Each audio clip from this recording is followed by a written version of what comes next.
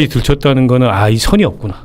저도 그래서 김어준 씨가 오늘 그 질문을 4차례 연속으로 집요하게 물어본 게 어제 토론의 그런 분위기도 좀 감안을 하고 그 질문을 한 거 아닌가 생각이 들었는데 말씀 주신 김에 그 영상도 저희가 준비를 했으니까 보시고 같이 다시 얘기 나누시죠.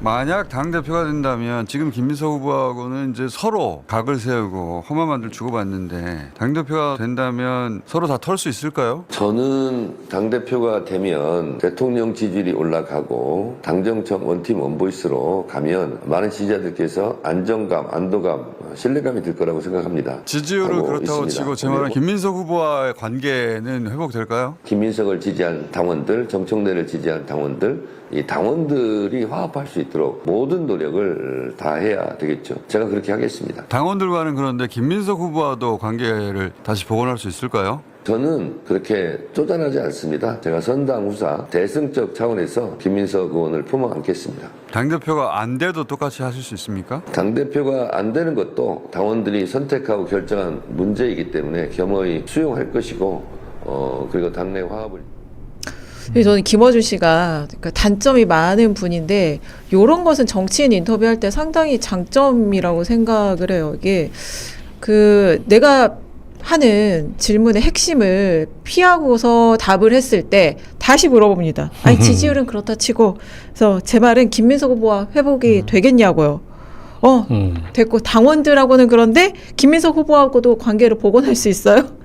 그래서 당대표가 안 돼도 그렇게 할 수 있어. 이거를 계속 물어보는데 이거는 사실 이제 기자는 곧 인터뷰어이기도 하니까 이 인터뷰는 참 잘했다 싶은데 어쨌든 저 대목이 현 상황을 좀 반영해서 한 말일 것 같은데 왜 김어준 씨가 그 질문을 했을까요? 의도가 근데 뭘까요? 이제 아마 제 질문에 제제제 질문까지 들어간 거니까 상당히 압박성 있는 질문을 했다고는 봐야 되는데 우선 정청래 후보 얘기를 좀 하면 네거티브 본인이 안 한다고 하고 네거티브를 하는 걸 도대체 어떻게 해석을 해야 되느냐. 자기가 두드러 맞을 때는 동지의 언어 좀 써달라 그러고 아프다 그래요. 근데 상대방한테 저렇게 그냥 막 함부로 하는 거 보세요. 그 국민들이 볼 때 정청래 대표가 약자야 강자야. 그 피해자 코스프레라는 게 그대로 여실히 드러나는 한 대목이었다라는 전 생각이 들고요. 그리고 김어준 씨 입장에서 저런 질문 계속 하는 이유가 저걸 가지고 김어준 씨가 어떻게든 진영을 좀 생각해서 서로 봉합시키려고 중재한다라고 보는 이론도 있긴 한데 저는 오히려 그런다고 지금 중재가 될 상황이 아니거든요. 이미 조국 후보의 김어준 씨가 올인을 했을 때 이미 그때 다 서로 관계들은 많이 깨진 상태에서 지금은 김민석 후보에 대한 정청래 후보 지지자들의 공격도 어마어마합니다. 네. 그러니까 이거는 저는 김어준 씨의 할아버지와도 봉합할 수는 없는데 왜 저럴까? 저도 생각을 좀 해보니까 아마 패배 이후에 정청래 후보는 생각할 거예요. 난 이제 더 이상 민주당에서 정치를 할 수가 없겠구나. 아니 이제 공천을 받겠습니까? 이 안에서 무슨 야당 역할을 한다고 해서 무슨 의미가 있겠어요? 그럼 아마 이분들이 홍영표 전 원내대표나 이낙연 전 대표가 갔던 길을 갈 가능성이 전 매우 높다고 생각해요. 왜? 그 둥지가 있거든요. 조국혁신당. 그러니까 조국혁신당을 중심으로 해서 김어준 씨가 하나의 어떤 스피커가 돼서 나름의 유시민 씨도 거기 붙을 수도 있는 거고 나름의 어떤 정치 세력화를 이분들이 플랜 B로 조금 더 생각할 가능성이 있어서 아마 저는 저 질문의 의도 자체는 안 붙잖아. 서로 붙일 수가 없잖아 라는 거를 좀 확인하려고 저렇게 4차례나 좀 짓궂게 질문을 하면서 본인의 어떤 의사를 간접적으로 표시했을 수 있다. 저는 단적인 예로요. 이게 봉합이 왜 안 되냐면요. 제가 예를 한번 들어볼게요.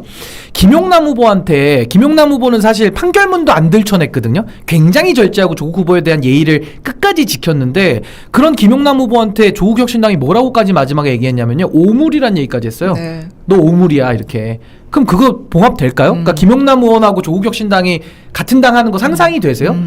아니, 김용남 의원이 나가든지 그쪽에 들어오지 말든지 둘 중에 하나를 해야지 같은 당을 해가지고 뭘 아름답게 만든다? 불가능하거든요. 근데 지금 정청래 후보가 불가능하게 오물이라는 발언보다 더 심한 행동을 지금 한 것이죠. 그래놓고서 무슨 봉합의 비읍자가 나올 수 있습니까? 그래서 저는 김어준 씨가 저거는 중재의 역할보다는 플랜 B를 조금 더 염두에 놓은 하나의 포석일 수 있다. 저 그렇게 봅니다. 저는 질문자로서 핵심을 피하지 말고 내 질문은 이거니까 요거에 답을 하세요라고 집요하게 묻는 걸로 봤는데 또 이런 정치적인 해석을 곁들여서 보니까 그럴 수도 있겠다는 생각이 드는데 실제 지금 민주당 내에서 어떤 그런 시나리오가 도냐면 그러니까 그 저희가 그 기자들 사이에 그리고 또 정치인들 뭐 보좌진들 사이에 돈 받글을 저희가 어제도 이제 보여드리고 오늘도 좀 화면을 준비를 했는데 예를 들면 이런 거예요. MS 그러니까 민석 김민석 후보 승리 시 조국혁신당 친청계 무소속이 참여하는 민주개혁연대 결성, 당내 선거 규정과 교섭단체 구성 요건 완화를 위한 정당법 개정 추진, 그래서 원내 연대를 통해서 신당 동력 확보, 그래서 2027년 1월에 3당 상당 후에 총선 체제 전환. 그리고 또 제2승리시, 그러니까 정청래 후보 승리시 MS 윤리감찰, 제명 추진, 당무 개입 사과 및 재발 방지 약속 촉구, 불수용 시 탈당 촉구. 약간 이런 글이 막 돌고 있어요. 그러니까 누가 당선이 돼도 이 당은 함께 갈 수 없다. 이런 막 시나리오들이 도는 거예요. 아니 뭐 이제 워낙 경쟁이 과격하게 진행되기 때문에 그런 여러 가지 관측들이 있는데 선거 끝나봐야 알 것 같고요. 아직 무슨 뭐 분당 내지는 일부가 이제 당 밖으로 나간다라는 건 좀 이른 예측이고. 그리고 저 시나리오에서 네. 이제 JM 탈당, 그러니까 이재명 대통령 탈당 촉구까지도 적혀 있는데 이게 임기 초반에 그러니까. 대통령 탈당 약간 시나리오까지 이제 나왔어요. 찌라시 같은 얘기들이기 네. 때문에 지금 근데 그보다는 당분간은 선거 끝나고 나면 경선 끝나고 나면 누가 이기든지 표면적으로는 잦아들 가능성이 있어요. 그러나 잠복이죠, 잠복. 네. 결국 다음 총선에 공천권을 둘러싼 이제 다시 갈등이 재현될 소지가 있고 그 공천 갈등이 파괴적으로 치달으면 이를테면 이제 뭐 분당이든 그런 전례가 민주당 역사에도 있잖아요. 그러니까 지난 그 총선 앞두고 벌어졌던 이른바 이제 비명 행사 같은 경우에 이른바 공천을 받지 못했던 비명들이 세력화되지 못한 분들이었어요. 그러니까 뿔뿔이였습니다. 네. 때문에 그거는 파괴력이 없었어요. 근데 이번에는 조금 다를 수 있습니다. 그래서 조국혁신당이라는 플랫폼도 바깥에 있기 때문에 여러 가지 그럴싸한 시나리오들이 도는 건데 가봐야 아는 거죠. 근데 조국혁신당 지지율 뭐 보시잖아요. 우리가 다. 그 불과 뭐 2, 3%, 20대에서는 0%. 근데 그게 플랫폼이 될 수 있어요. 이거 현실이에요, 냉정한. 네. 때문에 쉽게 민주당 밖으로 나가는 선택을 제가 보기엔 하기가 그렇게 간단치는 않다. 그런데다가 정청래 후보가 만약 패하게 되면 거기 따라 나갈 의원이 누가 있습니까? 제가 보기에는 없어요. 아니 지금 이제 팀 정청래는 너무 확고하게 해가지고. 글쎄요. 저는 최민희 의원이 최고위원 되면 수석 최고위원이 된다. 혹은 그냥 최고위원이 된다. 김민석 후보하고 사사건건 갈등하고 김민석 대표하고 이 쌍심지 돋으면서 그렇게 할까요? 저는 아니라고 봅니다. 오히려 그분은 충분히 대세 추종형 그 스타일이기 때문에 다를 수 있어요. 근데 이제 오히려 쉽게 바뀔 수 일각에서는 있다. 너무 멀리 갔다. 최민희 의원이 물론 과거에는 문재인 대통령, 뭐 이재명 대통령 이렇게 변천의 역사가 있거든요. 근데 그때는 이렇게까지 발톱을 다 드러내서 활동하지는 않았고 그냥 하다가 뭐 흐름에 따라 대세 눈치 보면서 따라온 건데 묻어들어온 건데 이번에는 뭐 너무 팀 정청래가 너무 강력하게 개성을 드러냈기 때문에 저는 과거처럼 최민희 의원도 그 변색 탈색이 가능할까 전 좀 회의적으로 보고요. 또 하나는 과거 선례를 놓고 보면 물론 조국혁신당이 지금 지지율이 안 나오는 건 현실인데 과거에도 뭐 새로운 미래당 만들 때 그때 뭐 김종민 의원이나 해서 이렇게 또 나가셨잖아요. 그때 민주당에서도 이분들이 나갈까? 그때도 거의 뭐 안 나간다 분당 안 된다 했는데 뭐 여러분들 나가셨어요. 그러니까 나가서 물론 그 삼지대에서의 실험은 이제 실패로는 끝났지만은 민주당 역사 속에서 아예 탈당이 없었던 건 아니거든요. 그렇기 때문에 저는 그 어느 때보다 정권 1년 차에 이런 당내의 갈등은 굉장히 이례적이고 정말 처음 보는 일이기 때문에 전 이번만큼이야 이 팀 정청래를 중심으로 한 일부 세력 그리고 더 나아가서 뭐 김어준 씨라든지 아니면 뭐 최욱 씨 이런 분들이 바깥에서 지원 사격하는 이 팀 그룹이 저는 가만히 있지는 않을 것 같아요. 유시민 씨까지 포함한다면. 그게 표면화되는 게 공천이에요. 그러니까 다음 그러니까요. 총선 예. 직전이지. 그 지방선 저 전당대회 끝나고 바로 표면화될 가능성은 없어요. 아니 여당이 얼마나 좋은 건데 여당 밖에 나가가지고 찬바람 맞으면서 풍찬 노숙을 뭘 사사하겠나. 하겠습니까? 그러니까 민주당에서도 과거에 이제 그런 분당이 이루어졌던 거는 공천 같은 그런 걸 앞두고서 이루어졌거나 아니면 대통령의 선택으로 이루어졌거나 뭐 그게 아니고서는 그 더군다나 그때에 비해서 네. 더더욱 지금 어떻게 보면 민주당이라는 이른바 지대가 네. 굉장히 큰데 거길 등지고서 밖에 나가가지고 찬바람 맞으면서 그걸 하겠어요. 게다가 그게 어떤 노선이나 가치에 의한 선택이라면은 뭐 의미 있을 수 있어요. 예를 들어서 민주당과는 또 다른 어떤 더 진보적인 네. 정당이 필요하다. 라면은 뭐 그것도 나름 여러 가지 의미 부여를 할 수 있는데 그런 것도 아니고 결국 이제 밥그릇 문제이거나 본인들의 정치적 안위의 문제일 텐데 그게 이제 막상 닥친 어떤 그 위험이 되는 시점은 결국 2028년 한 초, 2027년 말, 그때 가서의 선택일 텐데 그렇죠. 큰 선거 앞두고. 그조차도 쉽지 않고 그때 가서 다 뿔뿔일 거예요. 지금은 팀이라고 얘기하지만 네. 그때 가서는 완전히 개인의 선택 문제가 되거든요. 본인이 공천을 받느냐 마느냐. 네. 그러니까 본인이 공천받기 위해 사력을 다할 거지 무슨 우리는 팀이니까 그때 가서 뭐 팀으로서 선택하자 그런 일은 일어나지 않습니다. 근데 아무튼 여러 가지로 이제 이제 민낯을 많이 보여주는 우리가 후보들을 보게 되잖아요. 당대표 후보들이나 이제 최고위원 후보들 중에서 그냥 솔직하게 본인의 모습을 다 보여주시고 이제 선택을 받으시면 좋겠다. 평가를 받으시면 좋겠다. 그리고 이제 적어도 최민희 의원은 이제 언론개혁이라는 얘기는 좀 입에 하기 올리지 않았으면 좋겠어요. 아니 저는 사실 이 정도 사건이 일어나면 기자들도 그러니까 많이 순치가 됐다는 생각이 드는 게 이런 그 사건이 일어나면 사실은 취재 거부해야 돼요. 그렇죠. 우리 그러면 취재 거부하죠. 최민희 의원 사과할 때까지 우리가 안 하겠다. 맞아. 오마이TV를 건드린 게 아니라 당신은 언론의 자유를 침해한 것이다. 공동대응을 해야 되거든요. 약간 그런 움직임은 아직까지는 보이지 않는 것 같아요. 그래서 그것도 저는 상당히 기자협회 안타까워요. 차원에서 왜 입장이 안 나오는지 네. 모르겠어요. 이해가 안 돼요. 네, 심각한 왜냐하면 사안인데. 저는 너무 심각한 게 박근혜 정부 때 KBS, MBC 기자들 그 카메라 앞에 마이크 못 들게 했잖아요. 그래 다 그 비취재 부서로 보냈잖아요. 그게 기자한테 펜 빼앗고 마이크 빼앗는 일이거든요.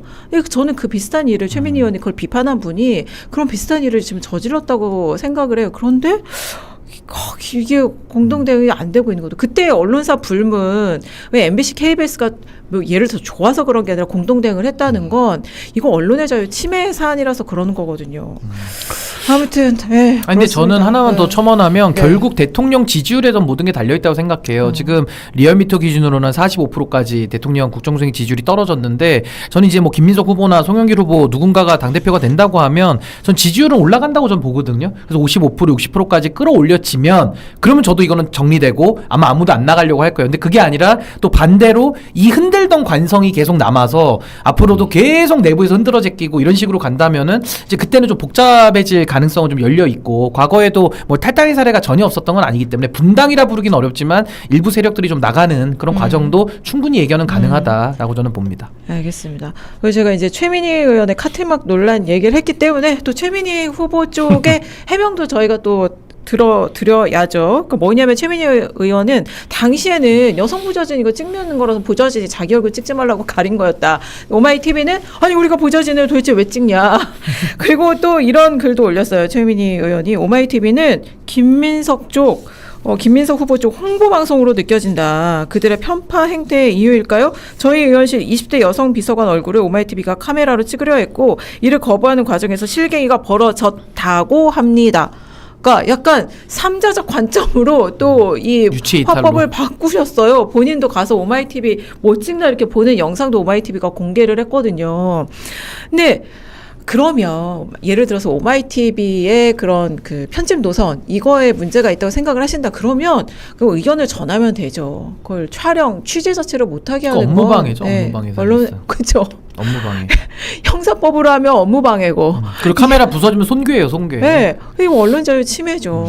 아니 이제 어디 가서 언론운동 했다 이런 얘기 하면 안 되고요. 네. 최민희 의원은 처음도 아니잖아요. 그 국회 과방위원장 할 때 MBC 박정호 본부장한테 자기 보도 관련돼서 문제 제기하는 식의 질의를 과방위원장이 해서 네. 그 자리에서 박정호 본부장이 그 부적절한 질의다. 뭐 이래가 나가라. 뭐 이런 해프닝도 있지 않습니까? 그때도 뭐 MBC 본부에서 성명 나오고 난리 한번 난 적이 있어요. 그러니까 이거는 어마어마한 이중성입니다. 본인이 이제 언론운동가로 혹은 국회 이제 뭐 과방이나 문체위원으로서 언론에 대해서 그동안에 했던 발언과 뭐 혹은 이제 뭐 보수 정부에서 언론을 상대로 했던 그런 정책들에 대해서 문제제기했던 것과 한번 비교해 보세요. 지금 본인의 행태를. 네. 너무 내로남불도 심하고 어떻게 이렇게 위선적이고 표리부동할 수가 있습니까? 그런데다가 최민희 의원은 그것뿐만이 아니에요.